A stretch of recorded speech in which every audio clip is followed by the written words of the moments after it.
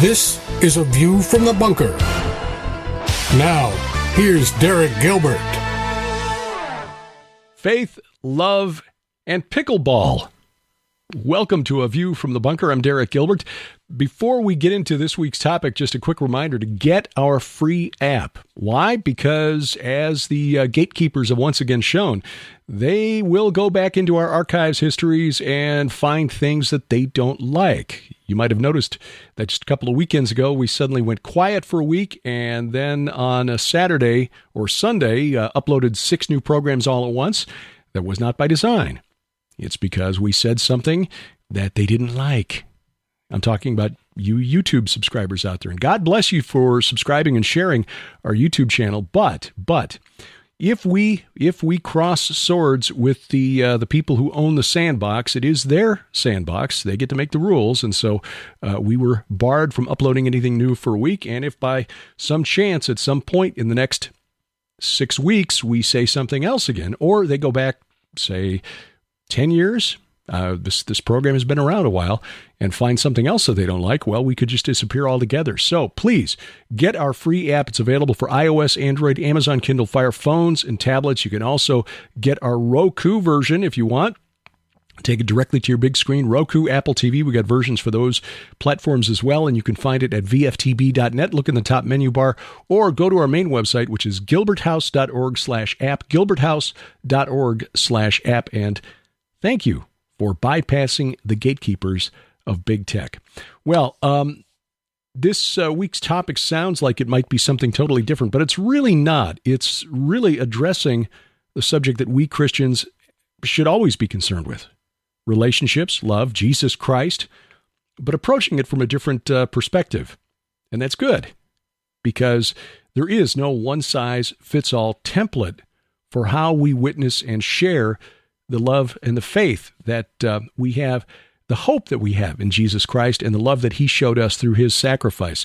Our guest holds an MS degree in clinical psychology, and she's been many years in counseling individuals, women, children, couples, in always from a biblical perspective. And she's the founder of Heart Tug International, the host of Bible News Radio, which is an international program that addresses news of the day from a Christian perspective. And we honestly need more of that. And her book, Pickleball Faith, Inspiration on and Off the Court. It is our honor to welcome to the program Stacy Lynn Harp.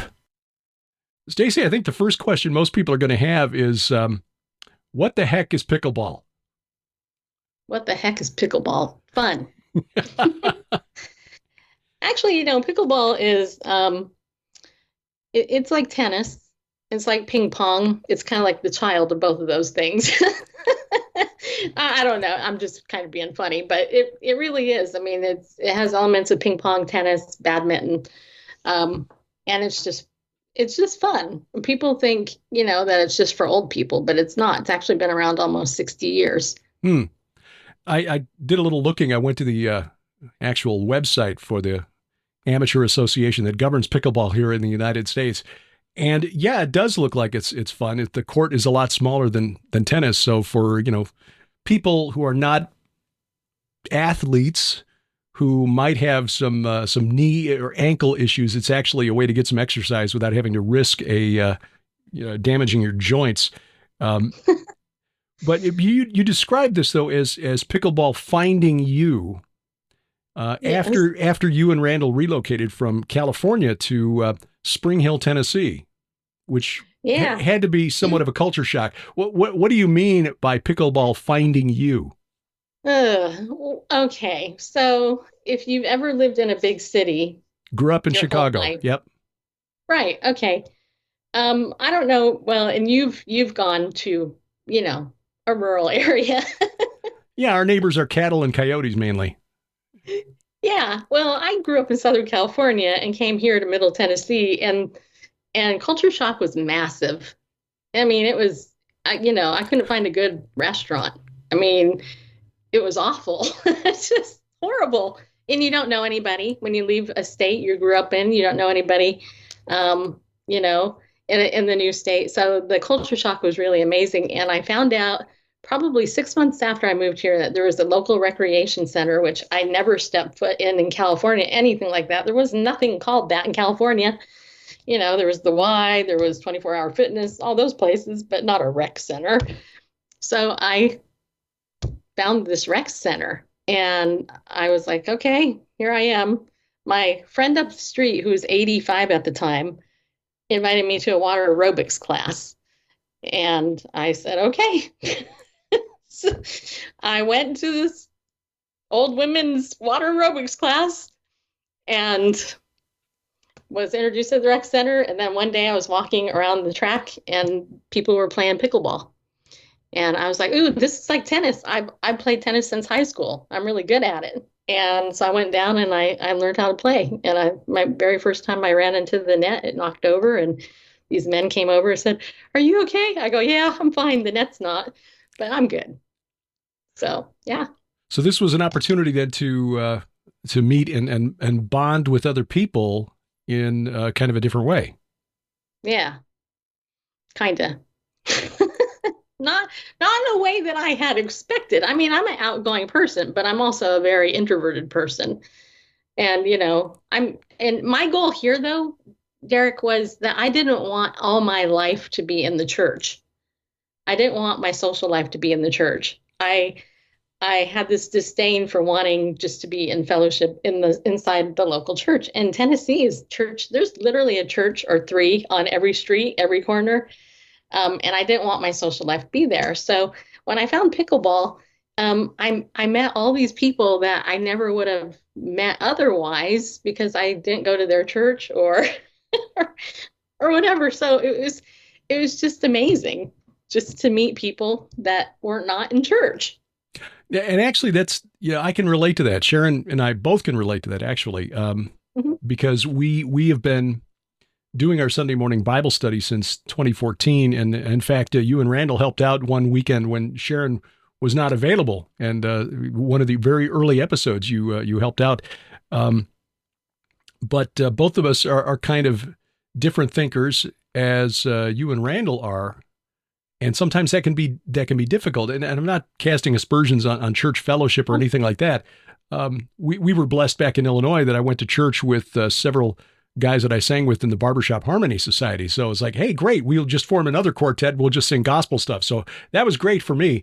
But Sharon never fit in with the soccer mom crowd, so, Right. So the PTA or the parents organizations at school or at church were difficult to fit in. So finding another way of fitting in has always been kind of a challenge for us. But it's interesting that it was this random thing, pickleball, that brought you in. Now, but outside of a church setting, how does this then allow you to connect in a way where you are able to, fulfill the Great Commission? Well, well, that's a great question because, I actually had somebody else ask me, did you just go to pickleball in order to evangelize people? And I'm like, no, I went to play pickleball in order to exercise because I like to play sports. I've always been very competitive that way. You might not know it from my beautiful muscular physique here, but, I actually am very athletic. I'm a lifeguard. I can swim the full length of a pool underwater, I played tennis for years. And then when pickleball came about, here everybody's a Christian, right? But when you're spending, at the time I wrote my book, I was spending 5 days a week playing. I'd go down for 2-3 hours because there was a wait. You have to wait between games. And so between those times when you're seeing people every day or 4 or 5 times a week, you develop relationships. And some of my funniest conversations were with other people, and we would sit on the bench while we were waiting, and people would bring up questions like, well, what about Noah? How did he get all those animals on the ark? Really benign stuff to somebody who's understands scripture, but to most Christians you talk to, they are completely clueless. Just about basic stuff you should really know. So So this was a way then of developing a community in sort of just a non-traditional way.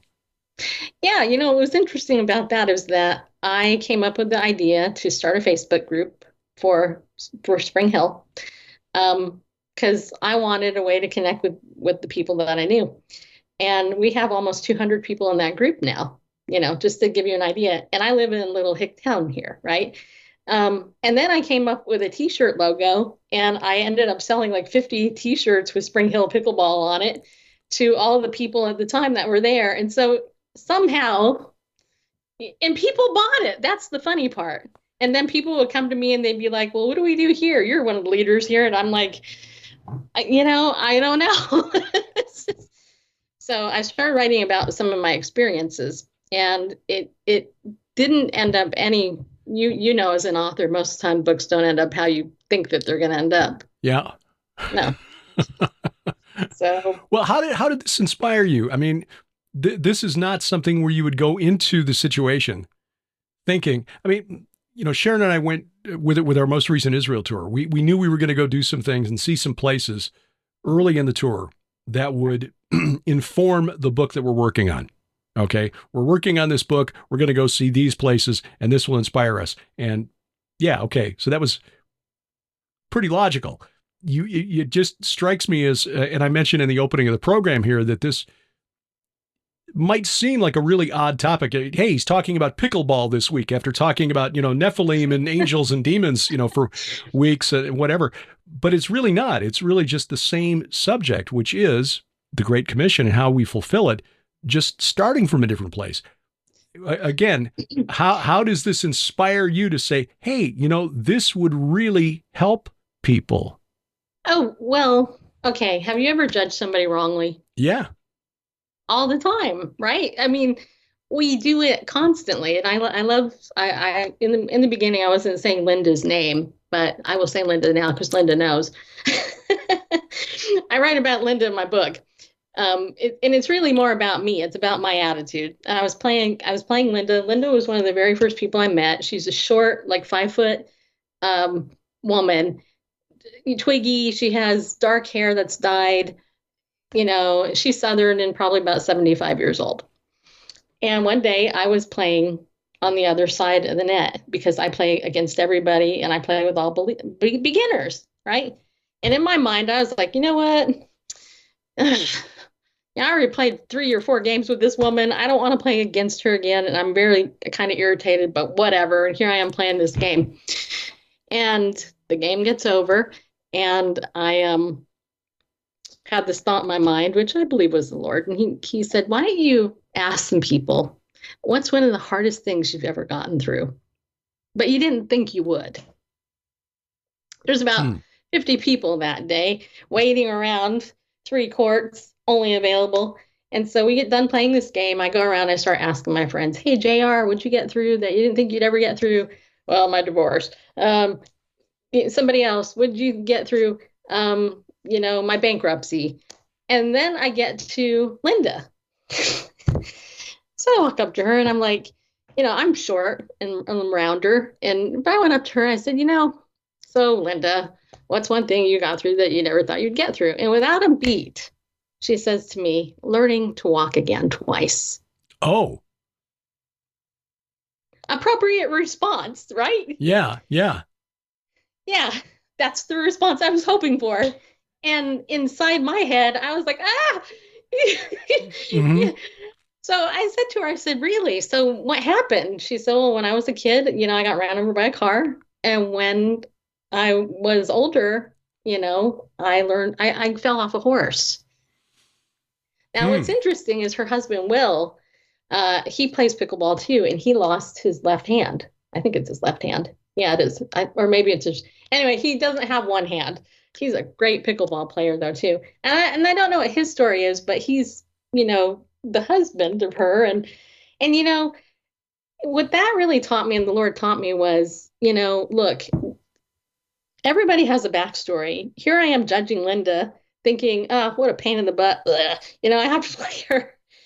And then I asked that one little question, and I learned that I'm literally playing with a miracle as opposed to a menace in my head.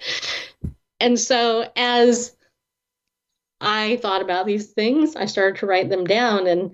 And then one afternoon, another friend of mine came up to me. She had a cupboard pie. And I don't even know what a cupboard pie is. I'm not Southern, but whatever. She came up to me and she said, "Hey, we're trying to raise money for the Philippines. Would you give some money to support? We'll give you a cupboard pie." And I'm like, "No. You know what? I'm not interested." Now, I know to know me is to love me, right? But that day, I was feeling a lot of self-pity and like in my mind going, "You know what? Nobody cares about me or my ministry and blah, blah, blah." And I wanted to set a boundary. And so I said, no, I wanted to see if I could just say no. And I said, no. And she says to me, "Not even $1?" And I'm like, "No, not even $1."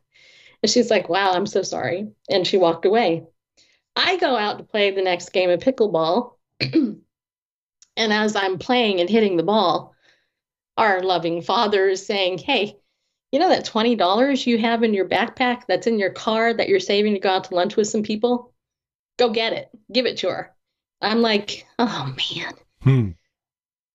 So I'm playing this whole game and I'm arguing with God, right? I'm like, ah.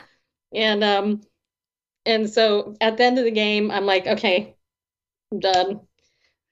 I walked out to my car. And then as I'm walking out to my car, the Lord, as loving as he is, he says to me, "You know those greenies that you've been getting from Alex for about 2 years?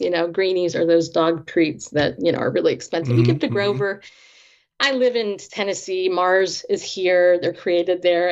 Alex worked there." And anyway, long story short, I'm like, "Yes, yeah." Lord's like, "How much do you think that saved you?" I'm like, "A lot of money." So I'm walking down it feels like a mile to get to my car to get the money. I'm just like, I know, that's the point, So I get to the car and I get my money and I'm by this time I'm actually crying and I'm like, "Lord, I'm so sorry. I'm sensitive."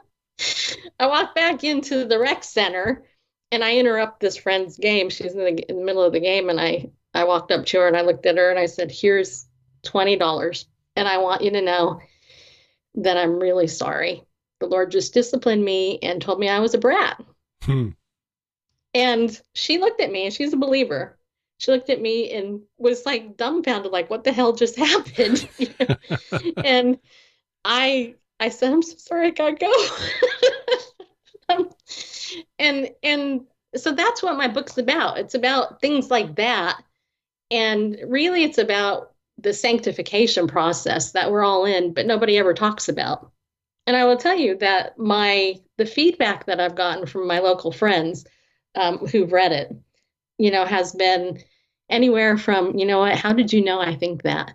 to, "You know what, I'm lonely too." Even unbelieving friends of mine have read my book because it's not packed with scripture. It wasn't intended to be a Bible study, but people are using it that way. But unbelieving friends have come to me after they've read it and they said, "I loved your book." And I'm like, okay. I was so afraid to publish it because it's so vulnerable. You make a statement early in the book that might surprise some folks, because I think most of us here in the Western world like to think we're all, here in America, like to think that we're all okay. Hey, we're doing fine. We've got, stuff. And when we're not feeling fine, we can drink stuff or take stuff that'll make us feel fine so that we're not dealing with our stuff. But you just come right out and say, "I'm convinced that most people are lonely." Was that based on your observations of the people that you encountered when you joined this pickleball community? Not totally, but I think it's just based on culture in general. I think we're some of the most connected people technology-wise, but we're the most disconnected, really. That social media is it's ironic. We're on social media, but if you look at research and you look at just infant-child bonding with the parents, what really scares me is that we've raised a generation of people who who connected to a screen and not to Yeah. another person. Yeah. And so we have fake intimacy, I think. And when during COVID, as you know, when people were like, okay, this is the only way we can meet, a lot of people went crazy and suicide rates went up, domestic violence went up. My background as a therapist, I was, just going, no. And I was in a lot of network meetings during those times, talking to distressed fathers who are like, I'm at home with my wife and kids, and I'm about ready to kill these guys, you know. So I think the loneliness aspect has been prevalent for a very long time. It's just that certain things bring it out. And, it's interesting. I just saw some other research from Dr. Daniel Amen, who actually taught at Vanguard, where I went to college. And he was talking about how people who play pickleball and racket sports actually tend to live longer and they're healthier because our psychomotor ability with our brain and reflexes, it keeps our balance good and all this other stuff. So the social aspect of a sport, plus for you and me as we get older, I mean, I'm going to be 55 this year. You're a kid. I know. Well, Randall just turned 59 a couple days ago, but but my parents didn't exercise. So our generation, at least me, Gen X, it's definitely there is a thing. And not only that, but when I was in grad school 20 years ago, I was telling people back then, internet addiction, porn addiction, all that was going to be rampant, and people laughed at me. Mm-hmm. But now look at us. Oh, sure. Yeah. This idea then of you mentioned the connection between the brain and our motor skills and our actual overall health, both physical and emotional and spiritual. You deal with the subject of the mind or mindset in the book. Yes. And specifically relating it to pickleball as, the beginning player mindset versus the tournament player mindset. How do you transfer that into the idea of relationship, community, love, and witnessing even? Well, I translate it this way. It all comes down to the community and how people get along, right? So the beginner mindset in pickleball is basically, when there's a new person, like today I played with a 13-year-old kid. He was my partner, taller than me. He could hit the ball good, but he wasn't, he was new. And so obviously I'm not going to yell at him or say, dude, whatever that, you be nice to the people. There are some old people, I'm talking in their 80s, that come and they learn this game. And you got to ask yourself, why would somebody so old want to learn how to play pickleball? Why do you learn anything after you're out of school? Really, for any serious reason versus the tournament, in my book, the tournament issue has more to do with the fact that the tournament players didn't want to play with beginners because they weren't as good. Well, as the Lord would have it, my book here, Stephanie Lane, she is a 3-time U.S. pickleball national champion, and she's a Christian. And just to show you how God's hand was in this book, what cracks me up is she actually showed up to play pickleball on my birthday, like when I turned 48 or something. And I didn't know who she was, but everybody else did. They're like, oh, I can't believe Stephanie's here, blah, blah, blah. And I'm like, who are you? And she, let's just play pickleball. I'm like, okay. So she played, and she's like, you got quick hands. You're doing great, blah, blah. Versus other people who are like, you know what? I don't want to play with you. First of all, you misjudge somebody by how they look. Just like in tennis. It's not a game about speed. It's a game about placement. Mm-hmm. If you can place the ball, you can make the other side run around. I actually witnessed that today, and I was laughing because the 2 old people on one side were making the kids run around because, and I'm like, because you're not doing it right. So I basically caution the tournament player, and I say, look, you need to play with beginners so that you can teach somebody new. And then eventually those players will get better. And then, you pass on, be nice to each other. This is, and this is a picture of what we in the church are missing, where we've been raised in a culture that does not respect the wisdom of our elders. And you know, and I say this as one who's just suddenly realizing I'm the same age as old people, but so Right. yeah, talking to my sister last week, and she was laughing about how she and my brother-in-law realized that all their friends, including them, are now talking about buying retirement property. Like, ugh. But seriously, we have a culture that tends to look at old people as our elders, I should say, more respectfully, as people with wisdom from which we can learn, and vice versa. Sometimes you find the tournament level players, those who've acquired a lifetime worth of wisdom, looking at kids and just saying, you kids today, yeah, instead of taking the time to mentor them. But there needs to be some give on both sides, and I would say that this would probably be the same in pickleball. If you're a beginner, don't be afraid to get your head handed to you by a more experienced player, but at the same time take the opportunity to learn. Yeah, well, I will tell you, when I first started, there was a guy named Phil, and Phil knows, so it's okay, I can say Phil. Phil bullied me big time. Nice guy off the court, royal jerk on the court. Okay. I mean, he would tell me, you know what, get off this court, you're not good enough.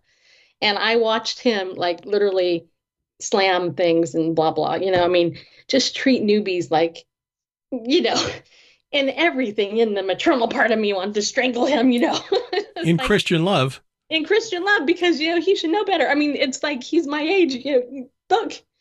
But I will tell you, what's interesting is after a while, he got known as being the jerk, and my friend David Hart, who actually wrote the foreword to the book, mentored Phil a little bit and, kind of took Phil under his wing and tried to get Phil to kind of like knock it off a little.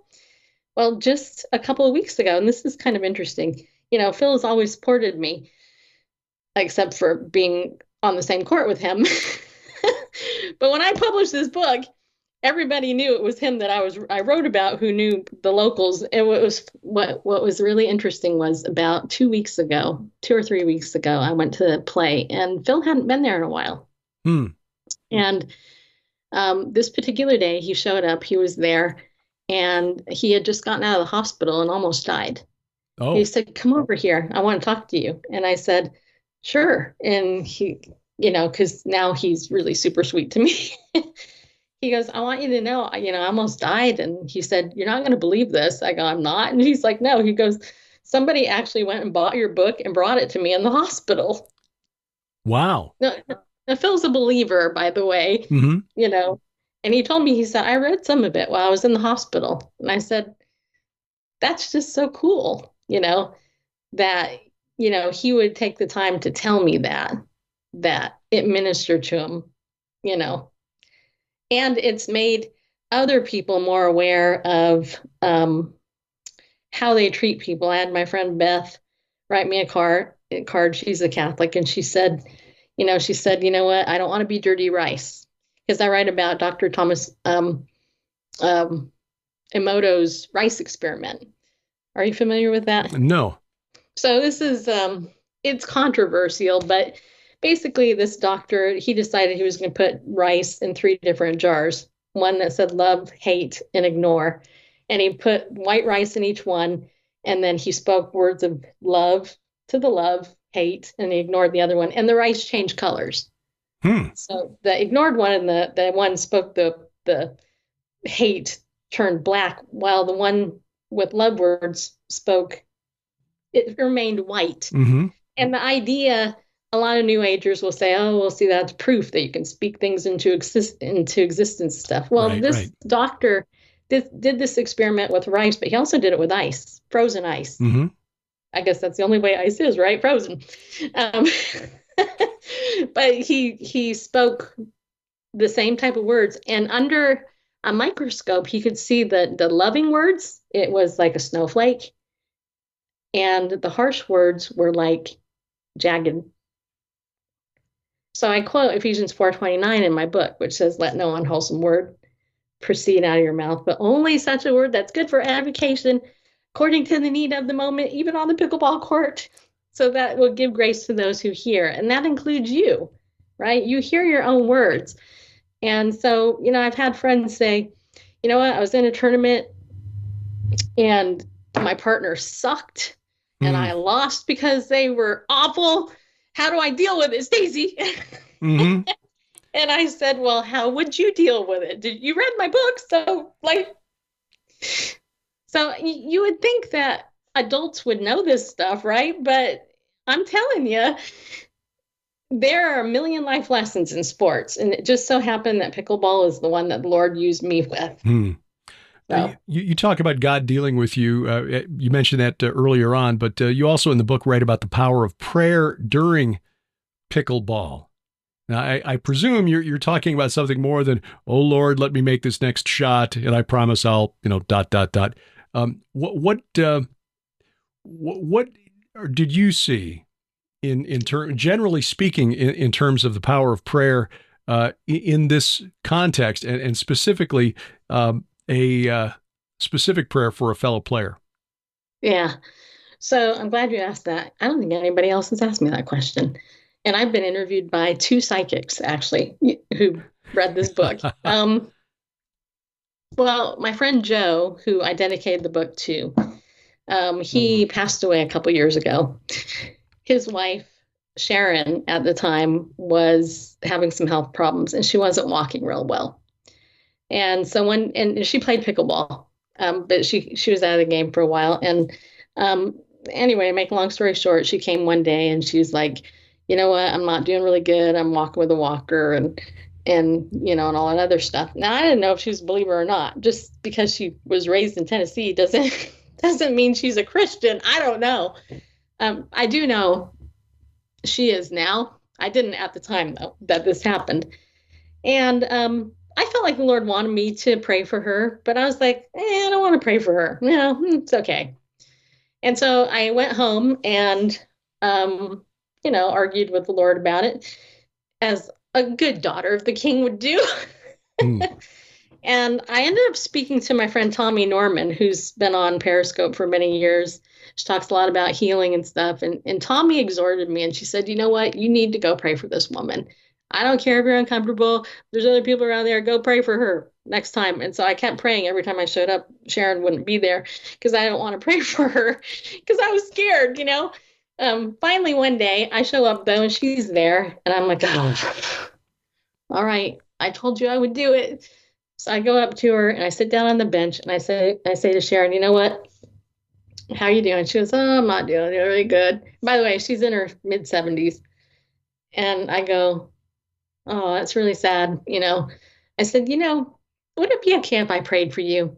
And you get a picture. I'm sitting on these metal benches. And she's like, yeah. And there's other players. Everybody's sitting behind, and people are playing. And she goes, oh, I'll take any prayer I can get. I said, okay, let me pray for you. And so I put my arm around her and bowed my head and prayed something like, Lord, please heal Sharon in Jesus' name. And afterwards I said, Sharon, I want you to know that Jesus loves you. And I just prayed for you in Jesus' name that you're going to be healed. 3 days later, Joe comes back and he says, Sharon was healed.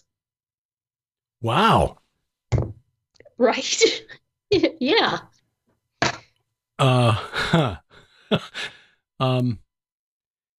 What was your reaction at that point, Lord? What would have been if I had prayed when you first asked me? I mean, what went through your mind?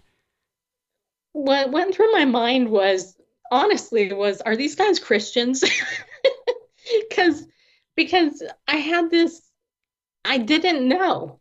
I was more wrapped up in me than anything. And that's really what this stupid book is about. But my book is about. It's about just learning to be obedient and go, you know what? This isn't all about you. God can use whatever. And I will tell you that my friend Mia, I write about her in my book too, because you asked about the ministry aspect. Well, your listeners know, most of them or some of them. I've hosted Bible News Radio for almost 20 years, right? And, the heart of an apologist or an evangelist, that's, what I have because I want people to know the Lord. I want Christians to be encouraged in their faith. And well, my friend Mia came to the Lord through the show. She's a life flight paramedic. In fact, she gave me a really cool life flight paramedic thing. When she came to visit me, I had this complete stranger come to my house. She lives in Ohio. And long story short, discipled her through the internet. And about 2 or 3 years later, we were talking about baptism, and she wanted to get baptized. So she drove down from Ohio to here to Tennessee because she wanted, well, me and Randall had been, mentoring her for a while. And basically, I said, do you want Randall to baptize you or do you want me to baptize you? She said, I want you to do it. I said, okay.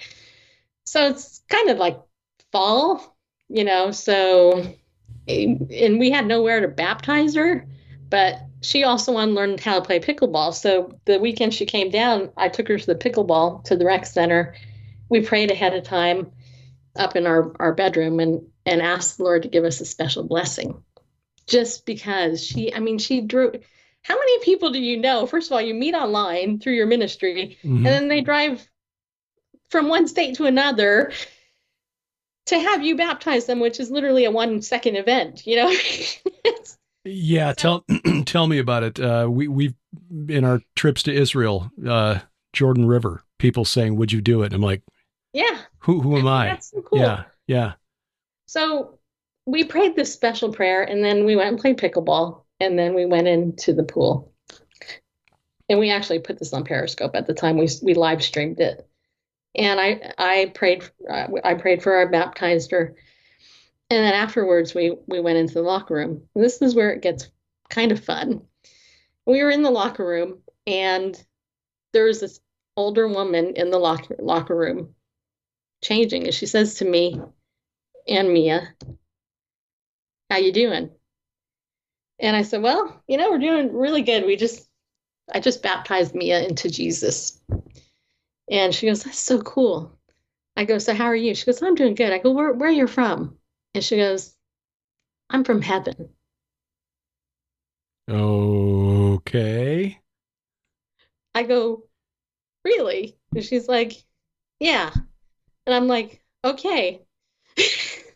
And there was something else we said, but then within a few seconds, I turn around, this woman is gone, and me and Mia are there, and we're like, what just happened? So we run up front after we get dressed, we go up to the front desk, and by this time I told Randall, and Randall's like, it was an angel. It was an angel. I go, well, let's see what the front desk says, okay? Because everybody at the front desk knows everybody that comes in here. So I go up to the front desk, and I said, all right. I said, I just have a question. And they're like, what? I said, have you seen a person that looks like this, this, and this? And they're like, nope. Why? And I said, well, just because we were in the locker room, and this person said that they were from heaven and all this other stuff. Well, by then the counter people came up, and they're like, oh, you know what? There's a lot of weird things happening here today. That must have been amazing. Like, okay. Okay. So like, okay, well, yeah, just one more weird thing for mark the calendar for the. They didn't see anybody come out or go in who matched that description. Nope. Small enough town they would have known if it was somebody new. Yep. Hmm. And where my theology comes into play here, though, is nowhere in Scripture do I ever see a female angel. Yeah. But God can do whatever the heck He wants, I guess. But well, certainly there were Elohim that manifested as female. I mean, some of the most popular fallen angels in the pagan realm throughout history. We talked before this program began about Inanna, Ishtar, Astarte, Aphrodite, Venus, same entity, different names, Artemis, another manifestation of this particular entity. So, just because we don't see, the only ones mentioned in the Bible are Gabriel and Michael, but presumably, even though in heaven they neither marry nor give in marriage, when they manifest amongst us, there's nothing that says they only do it in this form. It does say in the book of Hebrews that we have entertained angels unawares. Well, yeah, I believe that was an angel. And Mia did too, and it's just like the whole circumstances of that day were just, and again, it's tied to pickleball in this roundabout way, but it really has to do with the ultimate point of my book, which is the relationship with Jesus is the cure. It's there's so much that we do in our daily lives that we don't realize God's using us, like in the way we get used, as evidenced by these stories that I've told in the book, which is a little book, but yeah, I saw some of that when I was in outside sales, and I had a wiser brother in Christ, an older fella, tell me, it's like, look, I know you're frustrated in outside sales. Sharon and I had been doing the podcast, and we had started doing the Gilbert House Fellowship, our weekly Bible study, also as a podcast. But it was always evenings and weekends because that's all the time that I had. I was out there, on the road 5 days a week. He pointed out to me something that had not occurred to me. He said, you have a ministry wherever you are.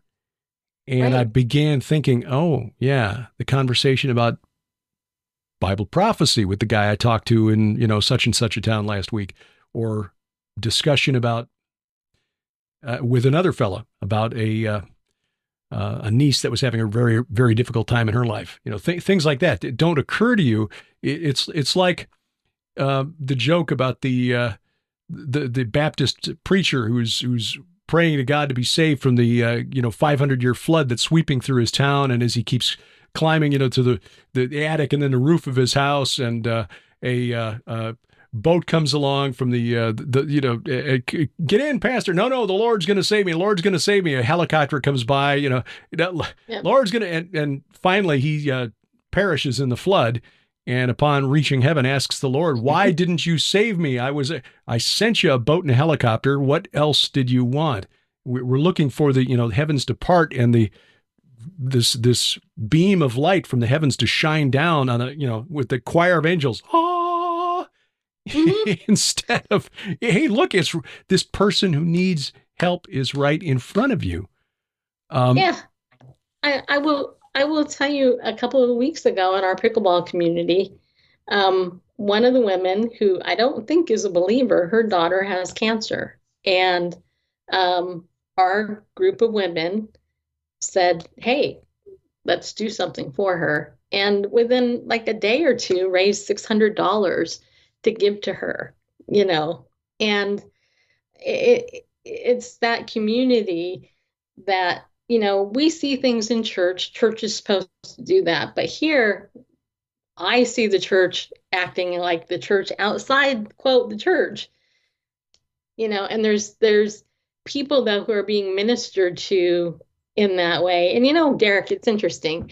I never dreamed that I would be asked to lead a Bible study, but I've had people from other states contact me and say, hey, will you come and speak to my church virtually? How are we supposed to start a pickleball ministry? And I'm like, I don't know. That's not what I'm about. Just so you know, this is, I've had other people say, where's the Bible study companion book that goes with this? I said, I don't know. Maybe it's in my head, I guess. I don't So you just don't know, right? There are all kinds of verses, though, that would be really appropriate for that. I've just been communicating with somebody who was asking me a question about the courts of heaven. So maybe that's the place to start. Enter his courts with thanksgiving and praise. There you go. The pickleball courts. Yeah. I actually asked a friend of mine, wouldn't it be cool if Jesus played pickleball with us? Do you think he'd let us win? I don't know, but yeah. You use a phrase in the book, pickleball faith. How do you define that? So pickleball faith was actually the title that came to me because it's about my faith. It's about me working out my faith. And I actually, believe it or not, I had people in some of the big popular pickleball groups. When I put that title out there, I had a couple of atheist pickleball players attack me, start mocking me because of the title. They didn't read it. My friends locally who aren't believers who did read it were like, wow, this book is great. It's not preachy or anything. It's not. It's largely what I've told you already. If I sound like a preacher to you, then I mean, I tell on myself through this whole thing. But so it's about my faith in Christ. That's how the gospel is clearly presented in the last chapter, Pickleball Faith. If people don't want to read about that, then don't read the last chapter, but you can read the rest of the book. You state that the relationship is the cure. What do you mean by that? So when I was in grad school, finishing all my hours to be a marriage and family therapist, I had supervision. And Paul Alexander was my supervisor. At the end of supervision, he would always say to everybody, it doesn't matter the modality that people, it doesn't matter any of this other junk that it's at the end of the day, it's the relationship that you have with the therapist. You as the therapist, it's the relationship you have with the client. That is the cure. And that's what it's about. It's about relationships above anything else. And for the believer, it's our relationship with Christ that's the cure that we take to other places. He's the great physician. He's the one that changes us, makes us less selfish, hopefully. Right? He's the one that gives greenies to a brat like me who says, no, I'm not going to give you money for the Philippines. Even though the Lord used Filipinos early in my Christian life, you'd think I would want to bless all Filipinos. Right? I mean, it's just, it's like going, Father, yep, this is more important to me, my relationship with you, than other stuff. And we get it so screwed up, especially in the Christian world, because we've put people on pedestals that don't belong there. And then, it just goes haywire. So if we can keep the relationship with Christ focused, then we can do better. Amen. Well, what do you hope people who read Pickleball Faith take away from the book? Christian, non-Christian, whatever. That it's okay to be real. I mean, there's lots of different things, but for me, that's the thing, is just be yourself, be real. And let God use you broken as you are. You know what? As I told one other interviewer, it's about taking the log out of your own eye. Because if you look at the news and media, one of the things that drives me crazy, and I'm not talking about you here, but I am talking about other people that I see in Christian media constantly, pointing the fingers, going, look at them, look at the world's doing this. Oh, duh, of course that's the world's supposed to be. What's your sin? Why don't you take the log out of your own stinking eye and deal with your own stuff? Try not to swear. Yeah. But you know what I'm talking about? It's like God didn't call us to police the world.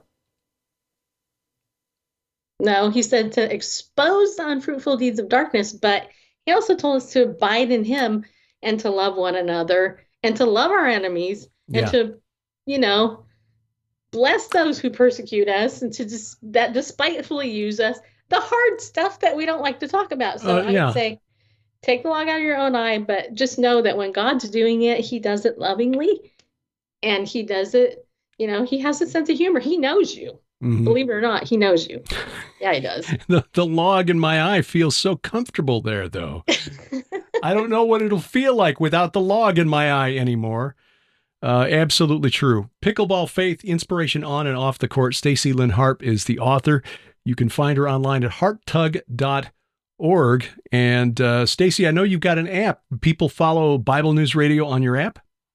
Yes, actually, it's the Heart Tug International app. Okay. We put it under our nonprofit because that's, just like you had your little dog. We had our little dog Tug, and he died. So we named our ministry after Tug, Heart Tug International. Perfect. Yeah. I'll put a link in the show notes to the website and also for the app. The app is developed by the same people that do the Gilbert House app, so we can vouch for it being very, very user-friendly and also a good way to bypass the gatekeepers of big tech Stacy, it's good to talk with you again. It's been a long time, and we appreciate what you do, your perseverance, and your willingness to take a different approach to topics that we as Christians should be addressing all the time. But hey, who knew? The pickleball court is another type of Mars Hill. It is. I appreciate you letting me come on. It's cool. Again, the book is Pickleball, Faith, Inspiration on and Off the Court by Stacy Lynn Harp. You'll find a link in the show notes to where you can find a copy of the book. Whether you're watching or listening, just check the notes below, follow the link, and get a copy of Pickleball, Faith. Coming up, did you know that the most qualified person in America to discuss the trials and tribulations, the experience of being a black man in America, is an 80-year-old white woman? Yes, apparently that is the case. And that is the subject of this week's Bless Their Pointy Little Heads. That and more straight ahead as A View from the Bunker continues.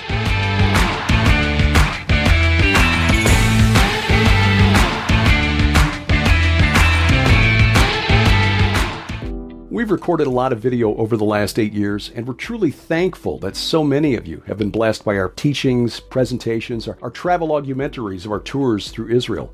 But sending videos to other parts of the world can get expensive, so we've now made all of our video content available on demand. Stream our video in full HD with instant access at gilberthouse.org/video. And during the months of May and June, you can save 20% with promo code VIDEO20 at checkout. That's VIDEO20. Video on demand for as little as $3 for 7 days access and 20% off with promo code VIDEO20. But if you prefer DVDs, that promo code works for you too. Log on to gilberthouse.org/store, use VIDEO20 at checkout, and save 20% on all DVDs. 20% off all streaming video and DVDs with promo code VIDEO20 at gilberthouse.org.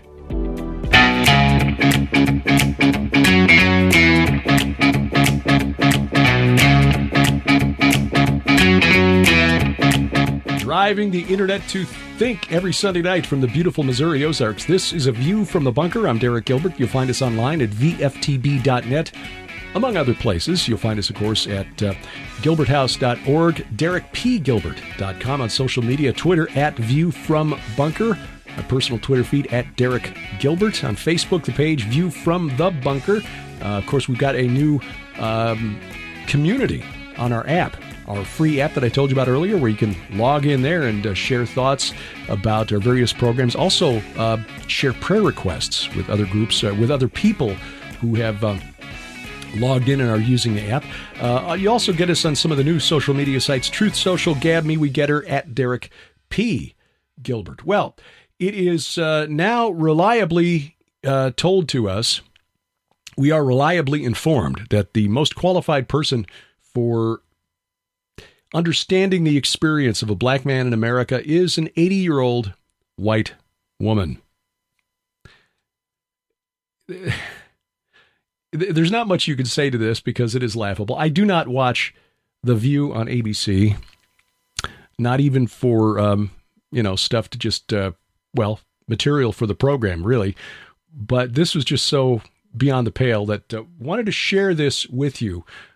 Joy Behar, co-host of The View, 80-year-old white woman, said this about 2024 Republican presidential candidate, Senator Tim Scott.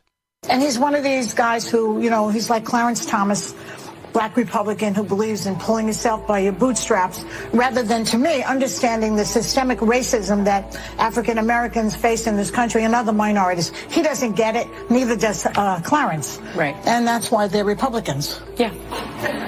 Okay, so 80-year-old Joy Behar, encouraged by her co-hosts on the program, Whoopi Goldberg, Sonny Hostin, and the rest, who all nodded in agreement, sagely agreeing that 80-year-old Joy Behar has a better understanding of what it means to be a black man than the eminently successful Senator from South Carolina, Tim Scott, and Supreme Court Justice Clarence Thomas.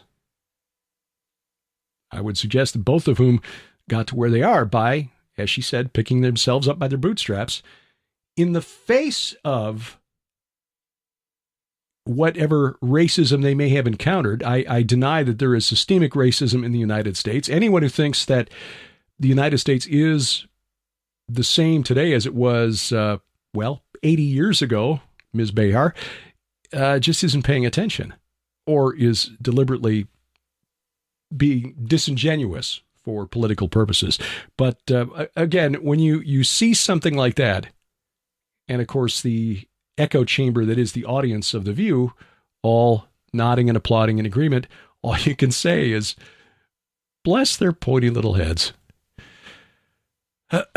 Well, Skywatch TV's virtual conference, One World Rising, is still on. My presentation on the World Economic Forum's Great Reset Initiative and why it actually is regressive. I mean, literally regressive, wanting to roll back the clock about 5,000 years, more than 5,000 years, actually, to the time of Nimrod. And I mean that quite literally. Archaeologically speaking, we can point to certain characteristics of the ancient kingdom of Nimrod, the city-state of Uruk, and see some parallels to what the World Economic Forum would like to bring forth in the world today. You will own nothing and you will be happy. Or else.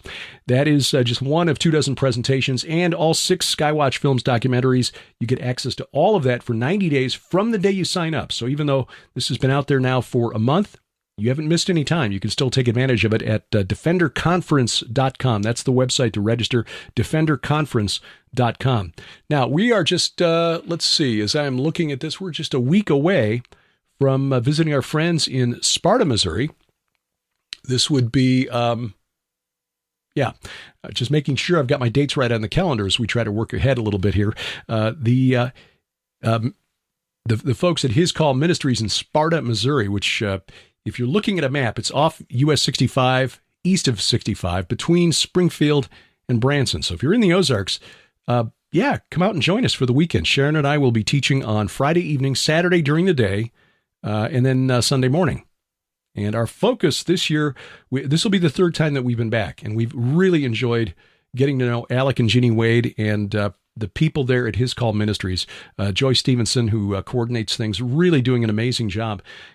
This will be kind of an intimate gathering. They've got room for about 100 people, so make sure you sign up quickly. I don't know how close they are to being full up, but you can find out more online, hiscallministries.com. And again, our focus this time will be on our recent trip to Israel and what we learned there from archaeology. The stones are crying out. The rocks are crying out. The Valley of the Shadow of Death is a real place. And a lot of stuff happened there for specific reasons. We'll be talking about this through the course of the weekend and kind of building one presentation on top of another, because when you suddenly see all of this come together, some of the Psalms all of a sudden make a lot more sense.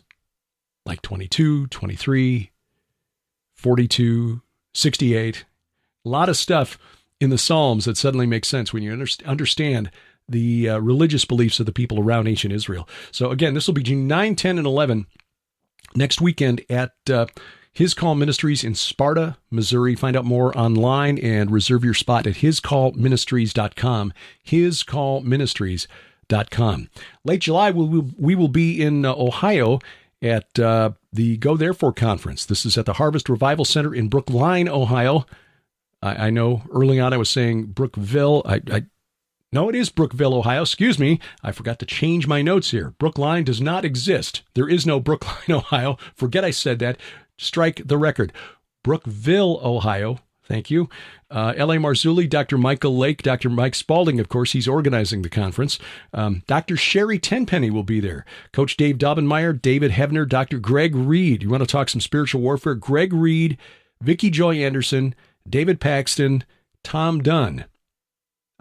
That will be a powerful lineup. Our good friend Kenny C. will be there as well. Randy Conway, the